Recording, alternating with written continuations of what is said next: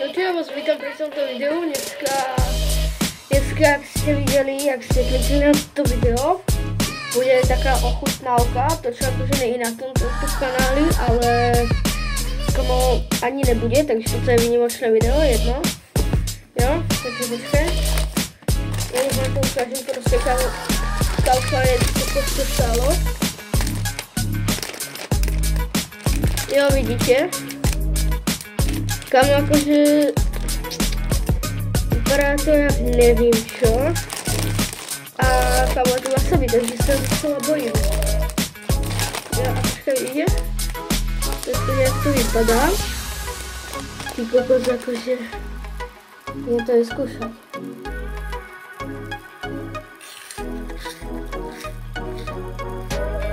Oh, fuj. Oh, shit. Oh, shit. To je hnusné. Dobr. To je hnusné.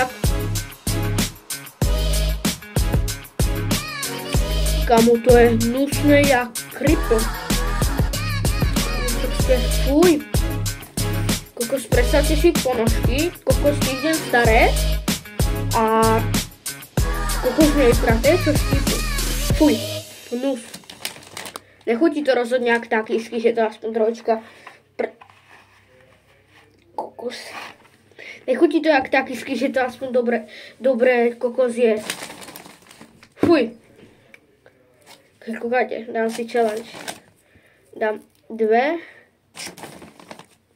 3.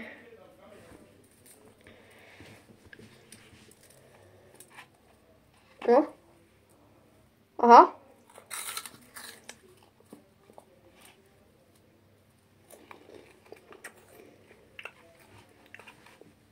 Fuj, to je hnusné.